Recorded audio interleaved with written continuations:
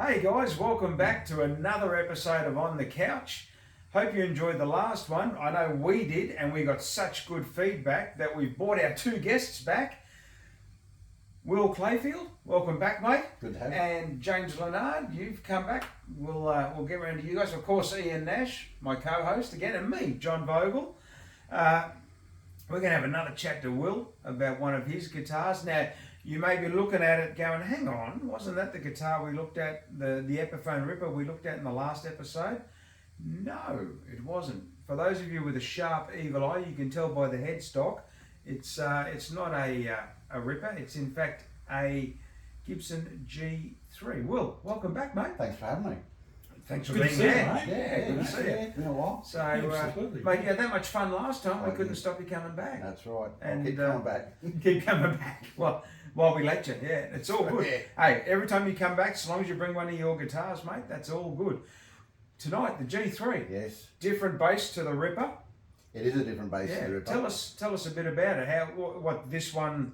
How do you use this one? What it means to you? What are the differences? Why you might pick this one over, say, the Ripper that we looked at last week? Bit of a backstory with this one. I first was introduced to the G3 when I was at high school, and a good mate of mine, Tony, had a G3 in black, almost identical to this. And they'd sit down in the music rooms and they'd just jam on songs, whether it was The Police or Kiss, I just fell in love with the sound and the look. And of course, Gene's always played the Grabber or the Ripper, which is from the same family. And to me, since then, this has been the holy grail of basses for me. And it's the first one I've ever owned, actually. I've never owned a G3 before this one, because they're either too hard to find, or when you can find them, they can be pretty costly. Oh, Or beat okay. up. Costly. Yeah, absolutely. Most of the time beat up. Yeah. But yeah, so I fell in love with it in high school, and I sort of always wanted one, and they don't come up in Australia very often at all. So when did you get it, and how did you get it? I've had it for a couple of years now. Ian actually brokered it for me. I came to, Yeah. because I got the Ripper from Ian, and we'd been talking about, Gibsons and what I was into and what I'd like to get. And we covered that story off in the last episode. that's So right. you guys you're all sorted. Yeah, we're all. Yeah, I'm keeping it. You're keeping it. Yeah, that's right. Oh, don't let him talk you out of it. So okay, so Ian got you this one as So well Ian through the got- guitar brokerage side of Nash Jingles. That's right. Yes, he did. So you've obviously said to Ian in conversation, I'd love to get my hands on a Well, G3. I had G3, Yeah, Yeah. as you know. as I know. Yeah. So I not had for much longer. No, very often. I had a natural one, and Will came back to me and said, "Is there any chance you can get me a black G3. G3 to match the Ripper?" Yep. And I just bought a Gibson Marauder from Gary Hernandez from Guitars West in California, and when I knew that he had one because when I was flicking through his webpage, I saw one in the catalogue. So I quickly got a hold of him, and I said, "Have you still got that G3?" And he said yes. So I got back to Will and said, "Will, if you're serious about getting the G3, I can get you one." Yeah. But you need to move. And We need to move now. So we did the deal. Did all the paperwork up. Yep. I brokered it. Got back to Gary. Got it into Australia. At the time, it was when import duty and GST weren't a big factor. They were a factor, but not a big factor. Like you try and import a guitar into Australia now, it's just bloody. A lot. Yeah. It's You jump through Brutal. hoops and put your Yeah. right leg in and your left leg. and but we were able to get it, and we got a quick turnaround and got into Australia in perfect condition. And so this was pre-COVID, before COVID. Yes. Yes, Yeah. about Yeah. 2017. 2017. Okay. Yeah. And came in the original case, which was in pretty good shape too, because normally the cases are well and truly smashed. But that was a good deal. It was. Now, Will, tell us about the serial number. Yes, that's the sort of the kicker. the kicker, isn't it? Yes, it's the Pandora's box of this bass. It's a serial number that doesn't end in any number but 0, and I found it quite unusual because I ran the serial number and it came back 7475. Now these necks were mass produced for the Grabber and the G3. The only difference between the headstock on the Grabber and the G3 is the face is painted black. Yep. That's basically the only difference, is it's got a black face on it. Even on a natural finished body, the face is still black. But the serial number on this bass starts with a 5 and the rest of the digits are 0. So I've got 5 0 0 0 0 0, and I'll make. I have never had a guitar that's finished in a 0 or had zeros in that many, you know, on the serial number. So I actually emailed Gibson and sent them a picture of it, and I sent them a photo of the back of the headstock with the serial number, and I said, because initially there was a discrepancy about like maybe what year it could have been. Could be, yeah. And I looked at it, and as Ian knows, we looked at the pickup and went, it's got to be around the mid 70s, like 76, something like that, because it's got the Bill Lawrence pickups in it. Yeah. So And can I say, I'll just interrupt, with serial numbers, and this is something you've taught me, Ian, is there's several different ways to date or place a guitar. That's right, yeah. And one of them includes, depending on the guitar, you know, telltale signs behind the pickups or the pots. Yeah, exactly, yeah. So that's why you've dug in as far as the pickups. Yeah. So, okay, keep telling us. So the paperwork that I got, or the email that I got back from the guy at the Gibson shop, was saying that yes, you're right, it's more than likely a 75 going into 76. He said, but the serial number's a bit odd. He said what they seem to think it was, it started life as a grabber. Right. Okay, and whether it was taken back to the shop, refurbished, and then sent out as a G3, because I think basically all you've got to do is change the scratch plate on it with the pickup configuration, just put it in. He said, or it could be a prototype, which is what I'm thinking, probably more a prototype. As well, yeah. But yeah, that's why it's staying in my collection. It's a bit of a rarity. Because I think the significance, Ian, you were saying was the serial number starts with a 5 or has a 5 in it, but it's a serial number that is when they went to the other configuration where they had the date it was made. So this is the last of the generation 2 serial numbers of Gibson, before they went to serial numbers where the first and the fourth digit is the year of manufacture, the second, third, fourth, the first and fifth is the year of manufacture. Second, third, fourth digits are the date of the day, Julian day of manufacture, and then the last 4 digits are the batch number. So, so it was origin code maybe, or factory. And then they changed the serial numbers again in the 90s, where the first 2 digits were the year of manufacture, and the third, fourth, fifth was the Julian date, and then they added another number, which shift made the batch. So it either ended in a 1 or a 2. Now they've gone back again to the first and the 5th number again. So the significance with this serial number, then, I'm thinking, is so it only was produced in that configuration for a short period of time. Yeah, well, the mid to late 70s is when they stopped making those serial numbers, and then they started. If you go back and look at the figures, the actual stock figures for the time, I think the first batch of the G3s that came out in ebony for the first year were 455. So there wasn't a lot made in the first year to start with.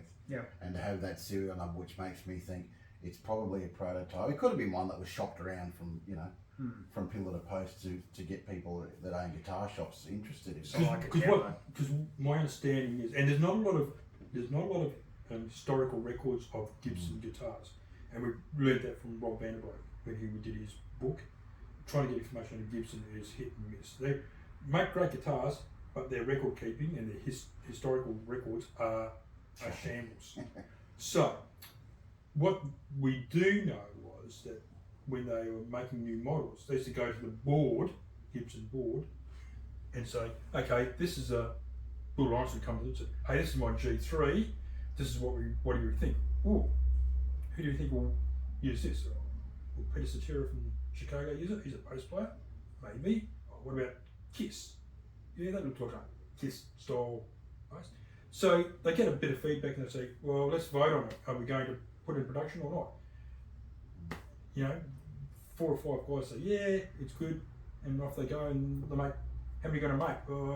We reckon we could sell about 500 of them worldwide. And of course, what you got to remember with Gibson guitars, only 2% of Gibsons come to Australia.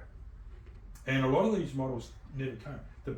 Originally, when the G3, the Grabber, and the Ripper came to Australia, you could only get the walnut or the natural one.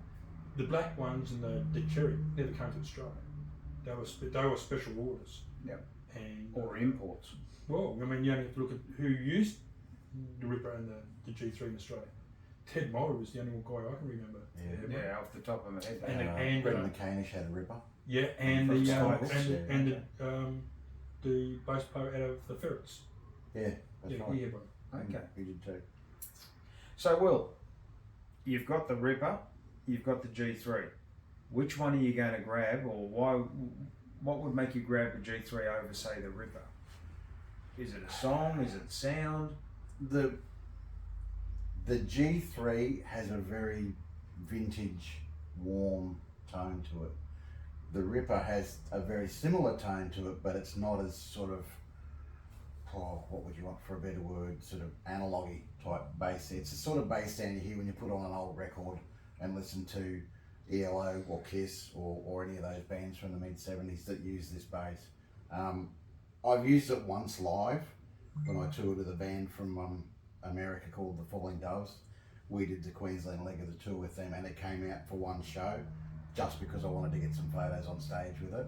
It's gone straight back into the collection, and I'll record with it. I did record some tracks on our current album that's coming out with it, but it probably won't see any more stage life because they just keep going up in value too. So it's not a go-to gig bass. It's not a go-to gig bass. A recording. It's more of a recording sort of bass when you're going for that sound. Yeah, more of a collector's piece / recording bass. I mean, this is an exceptionally very good condition for a lot of the guys. And the other thing is, with its serial number, and now these basses are fetching over 5,000 Australian dollars in Australia at the moment. It's a pretty hot market.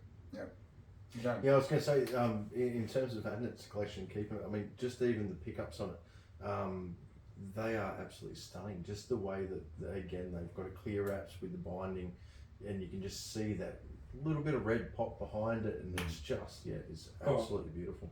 Looking back on it, and the power of hindsight, Bill Lawrence was just an amazing visionary, wasn't he? Absolutely. They say, especially for Gibson basses, the Norland era was the best. I mean, and I know that the Gibson purists hammer the Norland era Gibsons, but I tell you what, 40 years down the track, these Norlands era they're Gibsons, the ones to have. They're the ones to have. They're fetching big money now. They are. And and you see them pop up. You don't see a lot of them pop up, but when they do, they get snapped up pretty quick. Particularly ones in very, very good condition. Now, gentlemen, we've had a chat about the G3. We looked at the Ripper last week. It's been a lot of talking. I reckon it's about time we heard some playing. I want to hear a bit of it. I'd love to hear a bit of it. You for free? Yeah, for free. Okay. Well, it's just a special treat for our viewers. Straight from 75.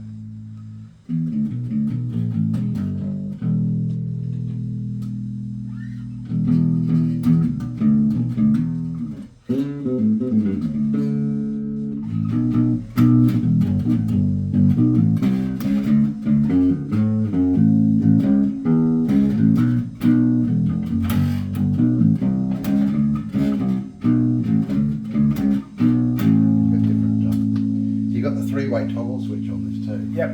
Which gives you a little bit of a difference in the sound.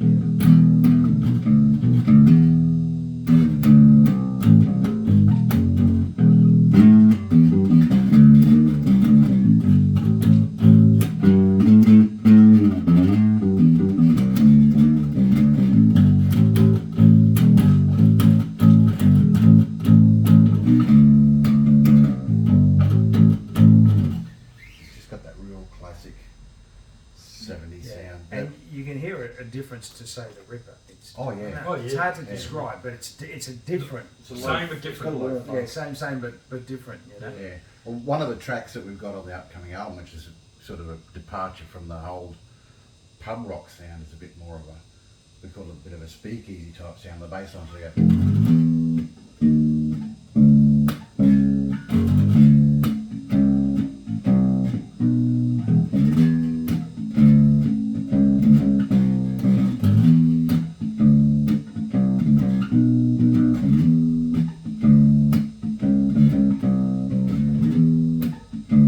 It's almost a jazzy, bluesy, loungy, yeah, sort of thing.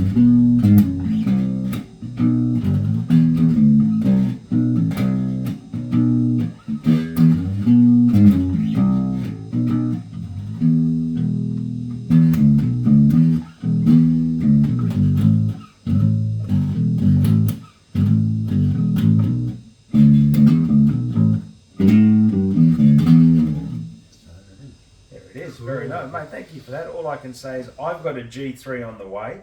Thank you to Nash Jingles and the Guitar Brokerage. And I tell you what, when I get my G3, I hope it sounds half as good as that when I'm playing it. You'll love it. Yeah, I will. Will, once again, thanks for coming in and sharing one of your guitars with us. Thanks for having James, good to have you on the couch as well, mate, with some little bit of technical stuff there. Ian, always a pleasure. Great to be here. Guys, hope you enjoyed that as well. Don't forget to hit the subscribe and like button so you can be alerted for any new episodes. And we will catch you next time on the couch. Till then, take care. Cheers. See ya.